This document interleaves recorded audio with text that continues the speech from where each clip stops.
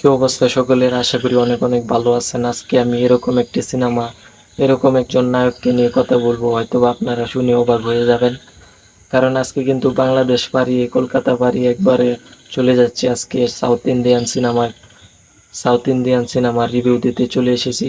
তো সকলেই কিন্তু ভিডিওটা ধৈর্য ধরে নাটা নিয়ে সম্পূর্ণ ভিডিওটা দেখবেন। আজকের এই ভিডিওতে কথা বলবো আমাদের সাউথ ইন্ডিয়ান সবচেয়ে বড় একজন সুপারস্টার, তার নাম হচ্ছে প্রভাস। তো প্রভাসীকে নিয়ে আজকের পুরো ভিডিওতে কথা বলবো।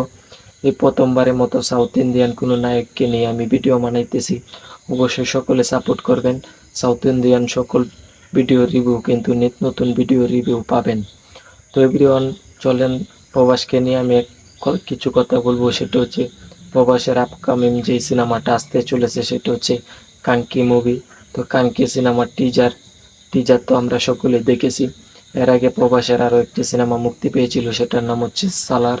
সালার সিনেমাটিও আমরা সারা বিশ্বব্যাপী একটি আলোড়ন তৈরি করেছে। সালার সিনেমাটি কিন্তু অন্য লেভেলের একটি সিনেমা ছিল। এই সিনেমাটি পরিচালনা করেছিল কেজিএফের পরিচালক প্রসাদ নীল, যার হাত ধরে কিন্তু সালার সিনেমাটি তৈরি হয়েছে। ইন্ডিয়ার বুকে চোখে দেখা ইন্ডিয়াতে যদি তিনটা সিনেমা আমার ভালো লেগে থাকে, সেই তিনটার মাঝে প্রথম যে তিনটা সিনেমার নাম বলবো সেটা হচ্ছে, এক নম্বরে থাকবে কেজিএফ, তারপর বিক্রম, তারপর সর্বলাস্ট সালার। এই তিনটা সিনেমা আমার কাছে সর্বপ্রথম ভালো লাগে। এই তিনটা সিনেমা কিন্তু সবের আগে আমি দেখবো। আমাকে যদি বলা হয় ইন্ডিয়াতে কোন সিনেমাগুলো আমার ভালো লাগে, তো এভরিওয়ান, প্রবাসকে অনেক ভালো লাগে। কারণ প্রবাসের প্রতিটা কাজ অন্য লেভেলের হয়ে থাকে। বাহুবলী 1-2 করার পর প্রবাসকে আর পিছে ফিরে তাকাতে হয় নাই। তারপর কিন্তু সে এরকম একজন নায়ক হয়ে গেছে। সাউথ ইন্ডিয়ান একজন নায়ক হয়েও কিন্তু বলিউডের বড় বড় নায়কদেরকে টেক্কা দিয়েছে এই প্রবাস। প্রবাসের প্রবাসের বাহুবলী 1-2 করার পর কিন্তু সাউথ ইন্ডিয়ান সিনেমার লেভেলটা অনেক উপরের দিকে চলে গেছে, যেটা কিন্তু আমরা সকলেই জানি। তারপর আস্তে আস্তে করে প্রবাস এরকম একজন সুপারস্টারে পরিণত হয়েছেন।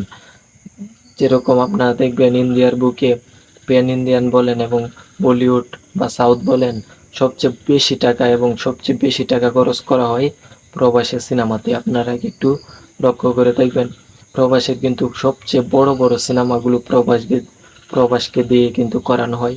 কারণ সকলেই জানে, আমি দেখেছি যে আপনি সাউথ ইন্ডিয়ান কিছু নায়ক যেরকম আল্লু অর্জুন বলেন, থালাপাতি বিজয়, তারপর চিরঞ্জীবী, অনেক বড় বড় স্টার আছে, রামচরণ, তারপর আছে ইয়াশ। তাদের কথা বললে অবশ্যই প্রবাসকে এক নম্বরে লাগতে হবে। কারণ তার এত পরিমাণ ফ্যান সার্কেস, তার এত পরিমাণ ফ্যান আছে, যেটা আপনার তার ফেসবুক বলেন, এসব গুফে গুফে যে আপনি যান, প্রবাসের আইডিগুলো যদি আপনি দেখেন তাহলে বুঝতে পারবেন তার এত পরিমাণ ফ্যান ফলোয়ার আছে, যেটা কিন্তু সাউথ ইন্ডিয়ানের বুকে আর কোনো নায়কদের এত পরিমাণ ফ্যান সার্কেস কিন্তু নেই। হয়তোবা তার কিছুদিন ধরে তার সিনেমাগুলো হয় কিছু টাকা বিজনেস কম করতেছে, যার কারণে তার হাইপটা একটু কমে গেছে। কিন্তু সেটার কারণ কিন্তু তিনি কিন্তু মাঝখানে একটি সিনেমা করেছেন আদিপুরুষ, যে সিনেমাটি করার পর কিন্তু তার হাইপ একবারে ডাউন হয়ে গেছে। সিনেমাটি কিন্তু এত পরিমাণ বিজনেস করতে পারে নাই। কারণ এই সিনেমাগুলো হিন্দুরা ছাড়া মুসলিমরা কিন্তু এই সিনেমাটা কখনোই দেখবে না। যে কারণে কিন্তু আমরা এই সিনেমাটা দেখবো না। যে কারণে কিন্তু সারা বিশ্বব্যাপী এই সিনেমাটা চলতে পারতো, কিন্তু অনেক মানুষ এই সিনেমাটা দেখে নাই। কারণ এই সিনেমাতে এরকম কিছু ছিল, এই সিনেমাটা কিন্তু মুসলমানরা কিন্তু এই সিনেমাটা কখনোই দেখবে না। তার কারণে এই সিনেমাটা হয়তো বা কম টাকা বিজনেস করেছে। একদম প্রবাসের কিন্তু হাইপটা একদম নিচে নেমে গেছে। তারপর থেকে কিন্তু প্রবাসের সিনেমা এত পরিমাণ করা হয় নাই। তারপর সালার সিনেমাটা এটা মোটামুটি বিজনেস করেছে। এখন কাঙ্কি মুভিটি আসতেছে। কাঙ্কি কাঙ্কি মুভিটি যদি এরকমভাবে বিজনেস করতে না পারে, হয়তো বা প্রবাসের লাইফটা অনেকটাই নিচে নেমে যাবে, আমি যতটুকু জানি। তো এভরিওয়ান, আজকের ভিডিওতে আমি কথা বলতেছিলাম কাঙ্কি মুভিটি। প্রবাসের প্রতিটা মুভি অন্য লেভেলের হয়ে থাকে। কাল কাঙ্কি মুভিটিও কিন্তু অন্য তাজের হতে চলেছে। কাঙ্কি মুভিটিও কিন্তু অসাধারণ একটি মুভি হতে চলেছে। প্রবাসের সিনেমা আর কি বলবো, সবচেয়ে বড় বড় বাজেটের সিনেমায় কিন্তু ইন্ডিয়াতে প্রবাসের আন্ডারে থাকে। শাহরুখ খানের পর প্রবাসের আন্ডারে কিন্তু সবচেয়ে বড় বড় সিনেমাগুলো থাকে। বাহুবলীর পর থেকে কিন্তু আমরা দেখতেছি। তো এভরিওয়ান, প্রবাসকে নিয়ে আমার ছিল এই মন্তব্য। প্রবাস অসাধারণ একজন নায়ক, তাকে আমার অনেক ভালো লাগে, তাই আজকের ভিডিওটি করা।